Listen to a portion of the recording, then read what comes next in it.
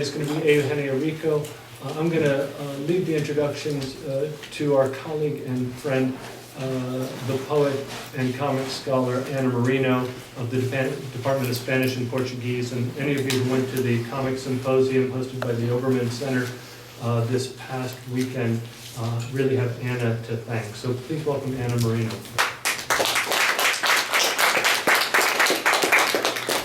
Thank you, Hugh. It's always a pleasure to be here. Today is a special pleasure for me because I know Eugenia Rico for a long time. I am a huge reader and a huge admirer of Eugenia Rico's work.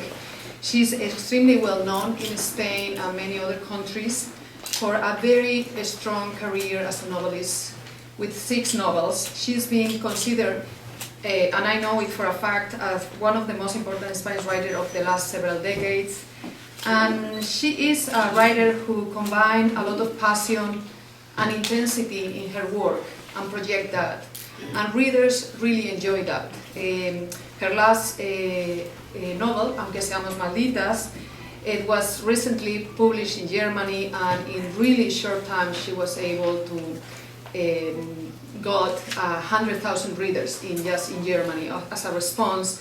And I think her book goes now with the 3rd edition in Spain, the 3rd or the 4th edition. Like the 8th of the Yes, exactly. That means she started very young as a writer. She was a very prolific young writer. She started writing poetry and short fiction. And she won, again, very important awards.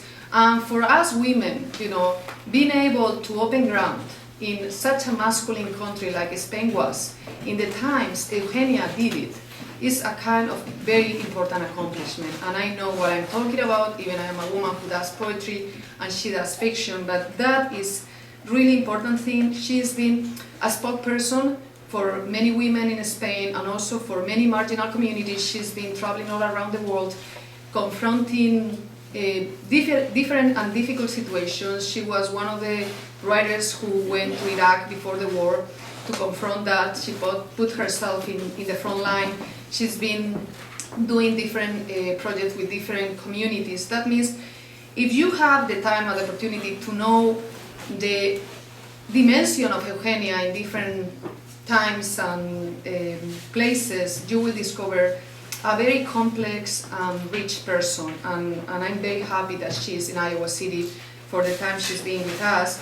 She got the Premio Azorín for La Muerte Blanca, the White Death. She got the Primavera for La Edad Secreta, the Secret Age. She got the Ateneo de Sevilla award for El Otoño Alemán. And if you see the list, most of these awards are given by men in Spain. That means she was opening ground.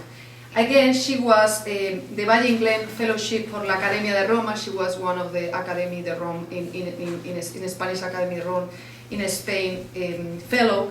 And of course, Aunque Seamos Malditas, that novel that has been, you know, having such a wonderful response, not just in Spain, also in Germany. Thank you for being here, Eugenia. It's always a pleasure to see you again. Thank you.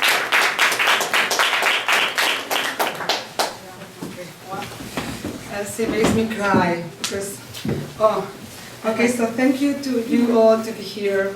In Spain we say at 5 o'clock you are reading or you are assisting to the reading of someone. Everyone is here, and so I really thank you for those who are here. I'm very moved. So this is a very complex novel I'm reading from. I'm reading from a novel. We don't know the title in English. The title in Spanish is Although We Are Dumb, or Even Though We Are Dumb. My very good friend Robin Harley suggested the title to be Witches or something like that. So I just started reading in English. It's a novel in which we are in 2 different periods of time. We are in the 16th century and we are in the nowadays modern time. And in every paragraph is almost a different character talking. So it's really like a catalogue of prose. So the translation is from Ana Merino. I really love her. I couldn't check the translation at all. I have to hope it's good. So you tell me. But if it's not good, you have to blame me, the author, because it's me reading it. No? So I'm starting English just reading from the beginning of the novel. We are in a very small town in the north of Spain. and a very old lady with only one eye, with this incredible voice, is talking to a journalist. He's looking for this girl who has disappeared. You know that, but normal reader don't know that, but I'm helping you. And she has this incredible destroyed voice, because she's so bitter, this woman, and she's talking now for us. From the first time I saw the redhead, I knew she was bad news. It was stormy the day she arrived. It had rained for weeks, but right when Gago's car turned into Bramadero bend, the sky cracked open and unleashed a column of lightning bolts. There was no stopping it, and so the redhead had to step out into the pouring rain. We couldn't tell then how skinny she was, but we saw right away that she was bony and mean, and we hoped she wouldn't be around for long. So that. I know we're talking. I know the girl who has won the first moving case in Spain, but he has broken the law of silence. She has spoken against corrupt politicians, so they are prosecuting her to kill her. So she's hiding physically in this little village in the north. She escaped from the big town, the big city, thinking the small village will be a refuge, and the small village is a trap. So, I never should have come back. A person comes back because she's hoping to find something she thinks is lost, and winds up, realizing she left it somewhere else, or never knew where it was at all. A person shouldn't go back to places she was happy, and definitely not to places where she suffered. Now I understand what were necessary. I should never have come back. The ocean wasn't waiting for me. Neither were the 4 houses that are still here, with their moss covered with tiles, and the roots of oak trees eating into the foyers. My grandmother wasn't even waiting for me out at the cemetery. A long time ago, they dug out her bones and threw her into a mass grave, and I was too little to stop it. Everyone I once loved is long dead. The tourists haven't found this place yet. No one fixed the potholes. The wind crashes against the now dark lighthouse. The chickens are the only ones still roaming the town, and even they seem lost. I'm lost too. Have you ever gotten lost? That's what the woman in the black kerchief asked me, handing me the few keys to my old house, like they might unlock a secret treasure. That's when I realized she knew the way. She looked me over, and I was afraid she'd be able to tell. They always said your grandmother was a witch. I didn't respond. Are you a witch too? There is no such a thing as witches, I say, looking at her crooked nose and her dirty green eyes. Her gold tooth winked at me. I thought how, if witches existed, they looked just like her. But that can't be right. If a woman has supernatural powers, the first thing she'll do is make herself beautiful. Witches aren't real. They were the lewd, tortured women who ate mushrooms so they could fly in their dreams, or maybe just masturbate with bronze. They commit countless sins, being too poor, too ugly, too pretty. At some point, every woman says she has some witch in her, and at some point, every woman calls another woman a witch. In other words, all women want to be witches. Secret pride, insult, slander. Maybe that's why I came back here to my childhood home in search of a witch from the past. Okay. I'm just here to finish my dissertation. I was saying, but the woman in black had stopped listening. She was looking out the window like she'd seen something. The only thing I could see through the broken glass were the branches of an old oak tree I used to climb. The air smelled like rain and burned wood. Okay, so let me tell you about the witch. Let me tell you about the day I hitched my wagon to hers. Back then I could never have guessed. I also ended up burned at the stake. That was the day I cried all the tears for the witch that her enemies never cried, and all her friends' tears too. That was the day of the witch. I raced all through town searching for a piece of linen to shorten the agony of the pier. It cost me 3 ducats. It was the day of the witch that I would become, the witch that I am. Now I can say something about the novel, because this novel is talking about the hunting of witches, because as a symbol of the persecuted, or the people who are persecuted with no fault, you know, the different people. And in the novel, it's a very interesting male characters. My favorite character is the lighthouse man. He's accused of raping a little girl. He has never raped her. At the end, he can prove that through the DNA proof, but he has already lost her life, her job, her wife, because he has been on a trial by the TV, by the media. In my book, the media are the new inquisitors, you know, the inquisitors of the present. And it's about that. It's a book about how present and past comes together sometimes. So now we are going to the past, to the 17th century.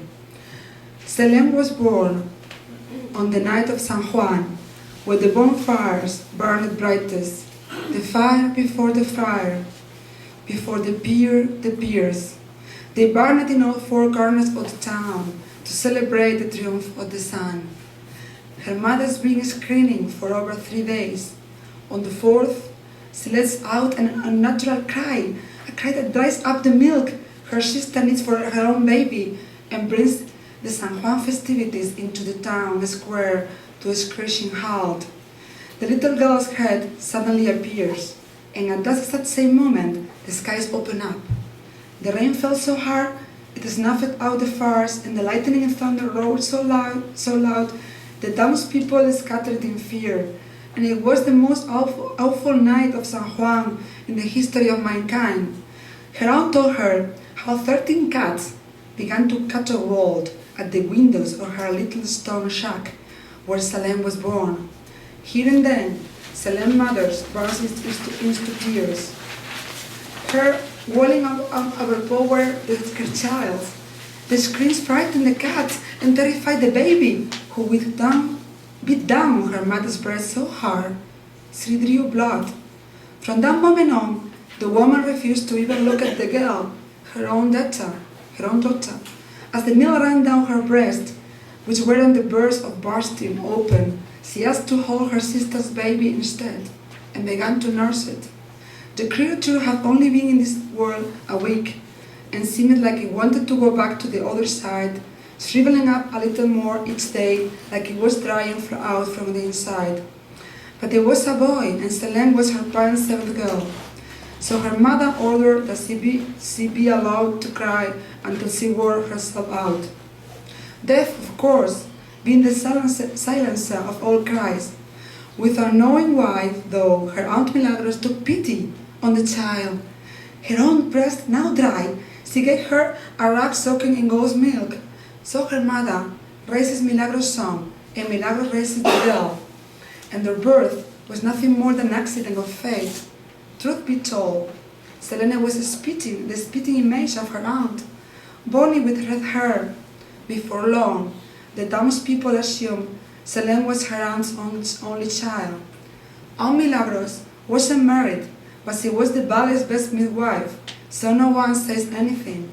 The girl's real mother was married to a blacksmith, a man who never spoke more than 3 words together. All anyone heard him mutter was, "Where's my dinner?" When he learned that his wife has given birth to a 7th daughter, he didn't even register the town stock of cats and thunderstorms.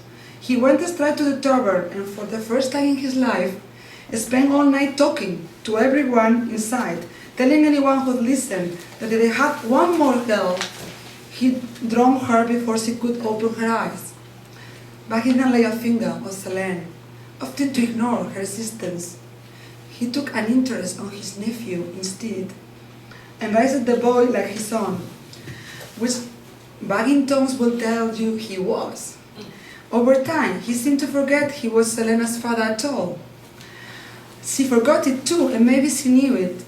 She never knew. One day, when the little boys in the village stole her pitcher of milk, and Selene had to throw stones at them to get it back, one of them, the sheriff's son, tried to make her cry by saying her uncle, the blacksmith, was really her father. Selene laughed and laughed. Se rió y se rió. And then she spoke the words her enemies will recall before the tribunal. I'd rather be the devil's daughter. Tribunal? She's born as a witch. It's very difficult to read in English, so maybe for the ones who speak Spanish, I will read a moment in Spanish.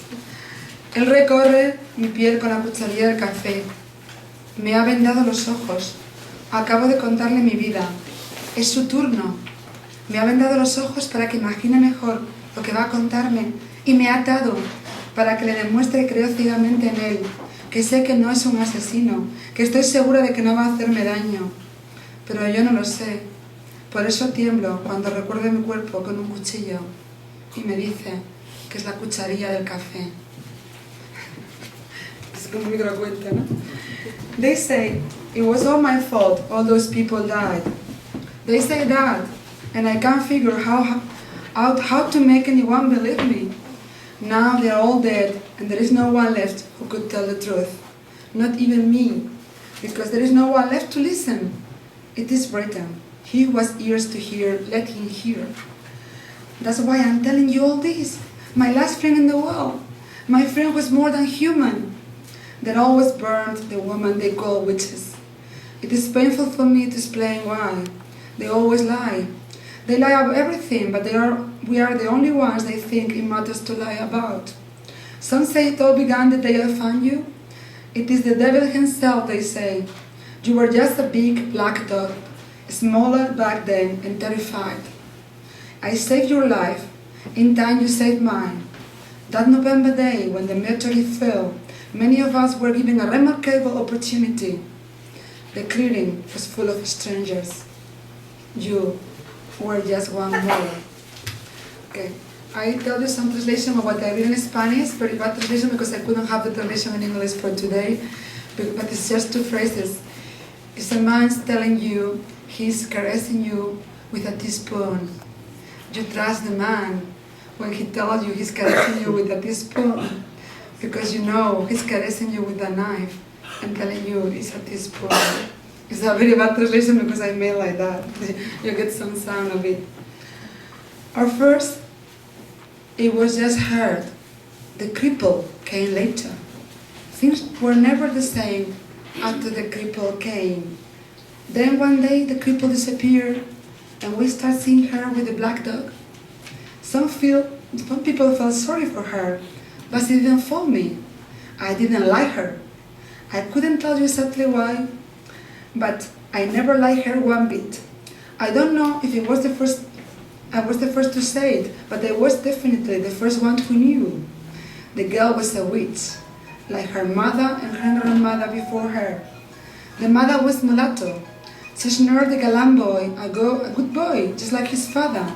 He looked nothing like the mother, who was a witch until the day she died, and probably afterwards too. The mother must have taught her black folks magic, the same magic she used, because the girl would have white skin and a black soul. Some things just don't change. We can't change them, no matter how hard we try. It was the worst winter of my life. I walked through the rain, pacing the cliffs that framed the village. The water soaked my eyelashes, the ocean roared, and the downpour danced around me like a coven of crazy witches. The water burned like fire. The grass looked like moss creeping toward the abyss. I stopped at the edge of the cliff. Strange powers in the sky and earth had been unleashed, and their only goal was to destroy me. This was no moment for losing my head. The remains of my lunch lay on the grass where I vomited them, and I was far from the worst of it. Men I never met were coming to kill me, and I have no idea what to do with my life. I was in Asturias, walking along the cliff of destinies, getting older with each passing minute. I was 5 4 inches, and in spite of doing laps at the pool in the Raval, I never managed to stretch myself any taller. Ever since I was little, I wanted to be an airplane pilot, but on top of being a woman, I was nearsighted.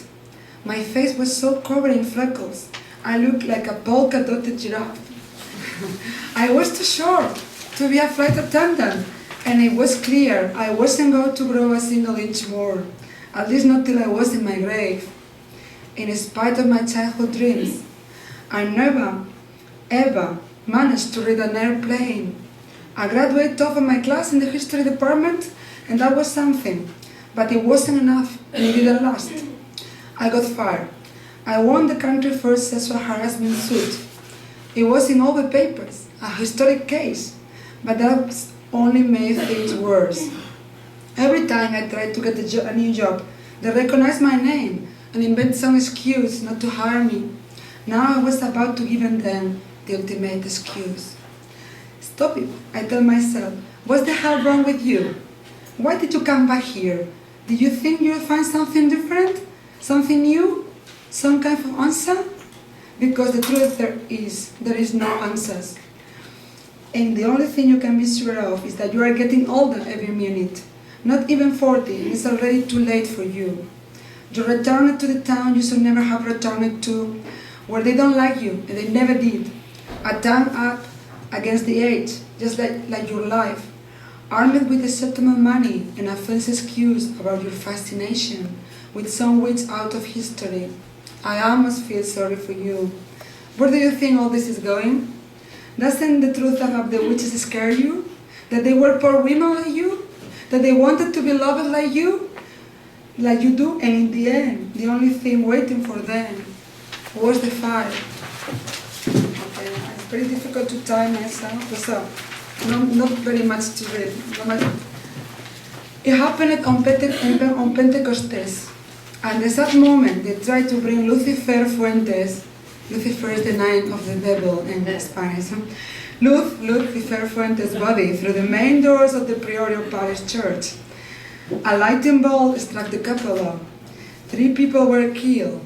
Lucifer's body never will make it into the church, and by express order of the senior parish priest, they buried her with neither mass nor benediction in unconsecrated ground outside the cemetery. Everyone says he was a witch. It's very good for Halloween. When I read this news in the paper, I assumed it was a joke, that the writers, having more wit than wage, were playing on their long suffering readers, Sunday or not. But it was no joke. It was the beginning of the most macabre story I ever have to live. And you know, this news was really in the Spanish newspaper. This is a true story. In the beginning was the Word, and the Word became a notebook, and it lived among us. Before a book, there is always a cup of tea. I opened the notebook and wrote, even if we are done. I spent the past 3 years researching Selene, the midwife, the woman who talked to the wolves, unjustly accused, persecuted, and ultimately burned at the stake. The word had given my life meaning. Meaningless life, meaning like most people's, but it had kept me going. Then I forgot all about it. What with the trial, the journalists camped out of my door, the black sunglasses and talk shows, with hands stopped being history and took over my life. The telephone rang and rang. I thought it would never stop. But when they did, they forget about me. My friends and enemy both. I could be myself again. I could be alone. To some I was a victim. To others, a shimmering horror.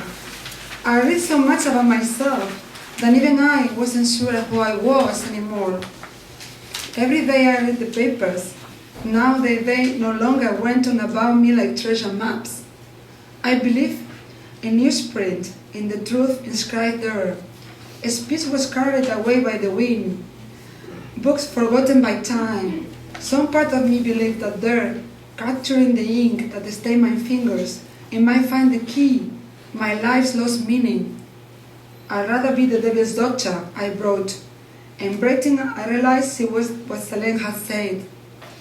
Groping my way through the dark, every so often I come across an old file, some document in provincial archives, a brief mention in someone's dissertation, and I catch a glance of Selene. The musty papers were like matches lighting a tableau. The characters in the midwife's story come to life for a few seconds and were plunged into darkness once more. It was like a secret someone was whispering to me in the dark. Someone struck a match, and so we made parts of the story in flashed, but the light lasted only an instant. I keep searching for the key that would clear away my doubts. A candle, a lamp, a baptismal certificate that might shine long and bright enough. Then the whole story, the complete picture, which has always been there, will blaze before me. In the meantime, all I have was glimpses. I'd rather be the devil's daughter, Selene, the blacksmith's daughter, had said. I started to think my tasks were impossible. The historian job was even worse than a storyteller's. That there never been anything new under the sun, or anyone who could find it. And then I found the story of Lucifer, an impossible name for an impossible story. Witches are an European invention, later exported.